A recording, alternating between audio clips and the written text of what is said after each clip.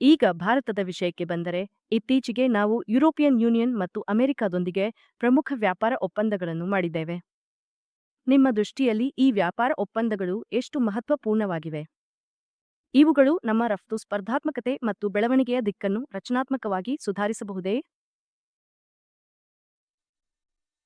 ಸೋನಲ್, ನಾವು ಸ್ವಲ್ಪ ಹಿಂದೆ ಹೋಗಿ ಇಂದು ನಾವು ಯಾವ ರೀತಿಯ ಜಗತ್ತಿನಲ್ಲಿ ಇದ್ದೇವೆ ಎಂದು ಅರ್ಥ ಮಾಡಿಕೊಳ್ಳುವುದು ಬಹಳ ಮುಖ್ಯ.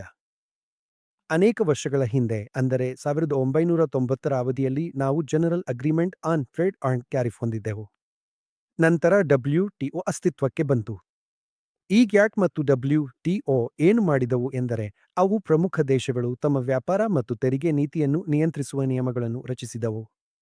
ಅದರ ಪರಿಣಾಮವಾಗಿ ಎಲ್ಲಾ ದೇಶಗಳು ತಮ್ಮ ವ್ಯಾಪಾರ ನೀತಿಯನ್ನು ಬಹುಪಾಲು ಗ್ಯಾಟ್ ನಿಯಮಗಳಿಗೆ ಅಥವಾ ನಂತರದಲ್ಲಿ WTO ನಿಯಮಗಳಿಗೆ ಅನುಗುಣವಾಗಿ ಇರುವಂತೆ ನೋಡಿಕೊಂಡವು. ಆದರೆ ಸುಮಾರು 30 ವರ್ಷಗಳಿಂದ ಮುಂದುವರಿದಿರುವ ಈ ಬಹುಪಕ್ಷೀಯ ವ್ಯಾಪಾರ ವ್ಯವಸ್ಥೆಯ ಕುಸಿತವನ್ನು ನಾವು ನೋಡಿದ್ದೇವೆ.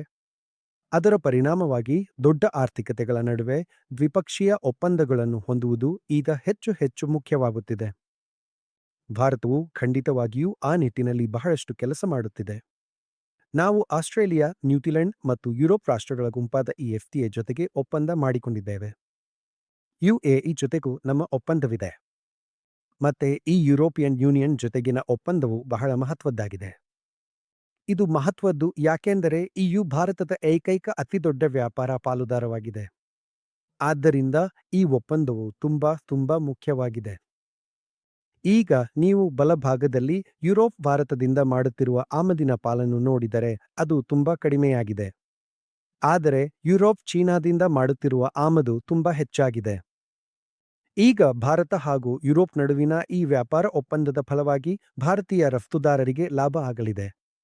ಅವರು ಈ ಅವಕಾಶವನ್ನು ಚೆನ್ನಾಗಿ ಬಳಸಿಕೊಳ್ಳುತ್ತಾರೆ ಎಂಬ ಆಶಯವಿದೆ. ನನ್ನ ಪ್ರಕಾರ ಭಾರತೀಯ ರಫ್ತುದಾರರು ಕೆಲವು ವಲಯಗಳಲ್ಲಿ ಈ ಒಪ್ಪಂದದ ಲಾಭವನ್ನು ಪಡೆದು ತಮ್ಮ ವ್ಯಾಪಾರವನ್ನು ಹೆಚ್ಚಿಸಿಕೊಳ್ಳುತ್ತಾರೆ. ಆದರೆ ಮುಕ್ತ ವ್ಯಾಪಾರ ಒಪ್ಪಂದದ ಲಾಭವು ವಾಸ್ತವದಲ್ಲಿ ಎರಡು ಭೌಗೋಳಿಕ ಪ್ರದೇಶಗಳಲ್ಲಿನ ಸಮರ್ಥ ಕಂಪನಿಗಳು ಅಥವಾ ರಫ್ತುದಾರರಿಗೆ ಸಿಗುತ್ತದೆ ಎಂಬುದನ್ನು ನೆನಪಿಡಿ. ಹೀಗಾಗಿ ನಾನು ಹೇಳುವುದೇನೆಂದರೆ, ಖಂಡಿತವಾಗಿಯೂ ಕೆಲವು ಯುರೋಪಿಯನ್ ಆರ್ಥಿಕ ಘಟಕಗಳಿಗೂ ಇದರಿಂದ ಲಾಭ ಆಗುತ್ತದೆ. ಅದು ಕಂಪನಿ ಆಗಿರಬಹುದು ಅಥವಾ ರಫ್ತುದಾರರಾಗಿರಬಹುದು. ಈಗ ಹಿಂದಿಗಿಂತಲೂ ಹೆಚ್ಚು ಸ್ಪರ್ಧಾತ್ಮಕವಾಗಿ ಭಾರತಕ್ಕೆ ರಫ್ತು ಮಾಡಲು ಸಾಧ್ಯವಾಗಲಿದೆ. ಆದ್ಯತೆಯ ವ್ಯಾಪಾರ ವ್ಯವಸ್ಥೆಗಳನ್ನು ಸೃಷ್ಟಿಸುವ ದ್ವಿಪಕ್ಷೀಯ ಒಪ್ಪಂದಗಳನ್ನು ಅನುಸರಿಸುವುದು ಭಾರತದ ಹಿತಾಸಕ್ತಿಯಲ್ಲಿದೆ ಎಂದು ನಾನು ನಂಬುತ್ತೇನೆ. ಮತ್ತು ಈ ವ್ಯಾಪಾರ ಒಪ್ಪಂದವು ನಿಖರವಾಗಿ ಅದನ್ನೇ ಒದಗಿಸುತ್ತಿದೆ. EU ಭಾರತದ ಏಕೈಕ ಅತಿದೊಡ್ಡ ವ್ಯಾಪಾರ ಪಾಲುದಾರ ಆಗಿರುವುದರಿಂದ ಇದು ಬಹಳ ಮಹತ್ವದ ಮೈಲಿಗಲ್ಲಾಗಿದೆ. ಇದು ಭಾರತದ ಚಿಂತನಾ ಪ್ರಕ್ರಿಯೆಯ ಬದಲಾವಣೆಯನ್ನು ಪ್ರತಿಬಿಂಬಿಸುತ್ತದೆ. ಒಪ್ಪಂದವನ್ನು ಯಶಸ್ವಿಯಾಗಿ ಜಾರಿಗೊಳಿಸಿದ ಸರ್ಕಾರವನ್ನು ಶ್ಲಾಘಿಸಬೇಕು. ಈ ವಿಚಾರವು ಸುಮಾರು 20 ವರ್ಷಗಳಿಂದ ಚರ್ಚೆಯಲ್ಲಿತ್ತು. ಈಗ ಅದನ್ನು ಯಶಸ್ವಿಯಾಗಿ ಜಾರಿಗೆ ತರಲು ಸಾಧ್ಯವಾಗಿದೆ. ಈಗ ನಾವು ಮುಂದಿನ ಸ್ಲೈಡ್ನತ್ತ ನೋಡೋಣ. ಈ ಸ್ಲೈಡ್ ಭಾರತ ಮತ್ತು ಅಮೆರಿಕ ನಡುವಿನ ವ್ಯಾಪಾರ ಒಪ್ಪಂದದ ಬಗ್ಗೆ ತಿಳಿಸುತ್ತದೆ. ಈ ಭಾರತ-ಅಮೆರಿಕ ವ್ಯಾಪಾರ ಒಪ್ಪಂದದ ಕುರಿತಾಗಿ ನಾನು 2 ವಿಷಯಗಳನ್ನು ಹೇಳಲು ಬಯಸುತ್ತೇನೆ.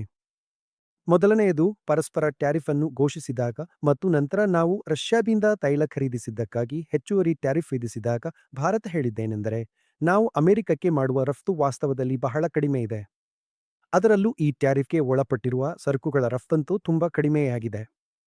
ಹೀಗಾಗಿ ನಮ್ಮ ಆರ್ಥಿಕತೆ ಮೇಲೆ ಹೆಚ್ಚಿನ ನಕಾರಾತ್ಮಕ ಪರಿಣಾಮ ಆಗುವುದಿಲ್ಲ. ಈಗ ನಾವು ಅಮೆರಿಕದೊಂದಿಗಿನ ಭಿನ್ನಾಭಿಪ್ರಾಯವನ್ನು ದಾಟಿ ಬಂದಿದ್ದೇವೆ. ಆ ಸಮಸ್ಯೆಯನ್ನು ಪಕ್ಕಕ್ಕೆ ಇಡುವಲ್ಲಿ ಯಶಸ್ವಿಯಾಗಿದ್ದೇವೆ. ಅಮೆರಿಕ ಜೊತೆಗೆ ಒಪ್ಪಂದ ಮಾಡಿಕೊಂಡಿದ್ದೇವೆ. ಈ ಟ್ಯಾರಿಫ್ ಅನಾನುಕೂಲವು ಮೊದಲಿನಷ್ಟು ಈಗ ಮಹತ್ವಪೂರ್ಣವಾಗಿ ಉಳಿದಿಲ್ಲ. ಆದರೆ ಎಡಭಾಗದಲ್ಲಿ ನೋಡುತ್ತಿರುವಂತೆ ನಾವು ಎಲ್ಲೋ ಮಧ್ಯದಲ್ಲಿದ್ದೇವೆ ಮತ್ತು ಎಲ್ಲಾ ಸ್ಪರ್ಧಾತ್ಮಕ ಆರ್ಥಿಕತೆಗಳು ಅಥವಾ ಕನಿಷ್ಠ ಕೆಲವಾದರೂ 1%, 2% ಈ ಕಡೆ ಅಥವಾ ಆ ಕಡೆ ಇವೆ. ಹೀಗಾಗಿ ನನ್ನ ಪ್ರಕಾರ ಸಮಾನ ಆರ್ಥಿಕತೆಗಳೊಂದಿಗೆ ಹೋಲಿಸಿದರೆ ನಾವು ಅನಾನುಕೂಲದ ಪರಿಸ್ಥಿತಿಯಲ್ಲಿ ಇಲ್ಲ, ಆದರೆ ನಾವಿನ್ನೂ ನಿರ್ದಿಷ್ಟವಾಗಿ ಅನುಕೂಲಕರ ವ್ಯಾಪಾರ ಸ್ಥಿತಿಯನ್ನು ತಲುಪಿಲ್ಲ.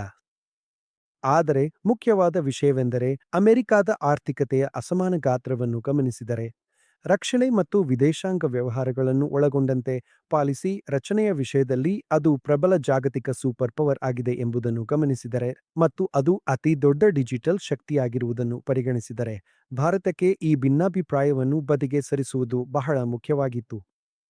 ಹೀಗಾಗಿ ಈ ಭಿನ್ನಾಭಿಪ್ರಾಯವನ್ನು ಪಕ್ಕಕ್ಕಿಡಲು ಸಾಧ್ಯವಾಗಿರುವುದು ನನ್ನ ಅಭಿಪ್ರಾಯದಲ್ಲಿ ಭಾರತಕ್ಕೆ ನಿಜವಾಗಿಯೂ ಒಳ್ಳೆಯ ಬೆಳವಣಿಗೆಯಾಗಲಿದೆ. ಇದು ಎಷ್ಟರ ಮಟ್ಟಿಗೆ ಬೆಳವಣಿಗೆಯ ಹೆಚ್ಚಳಕ್ಕೆ ಕಾರಣವಾಗುತ್ತದೆ ಅಥವಾ ಆರ್ಥಿಕತೆಗೆ ಹೆಚ್ಚುವರಿ ಲಾಭ ನೀಡುತ್ತದೆ ಎಂಬುದನ್ನು ನಾವು ಕಾದು ನೋಡಬೇಕಿದೆ. ಜೊತೆಗೆ ಈ ಒಪ್ಪಂದವು ಟ್ಯಾರಿಫ್ಗಳನ್ನು ಏಪ್ರಿಲ್ 2025ರಲ್ಲಿ ಪರಸ್ಪರ ಟ್ಯಾರಿಫ್ ಘೋಷಿಸಿದಾಗ ಇದ್ದ ಮಟ್ಟಕ್ಕೆ ಹಿಂದಿರುಗಿಸುತ್ತದೆ.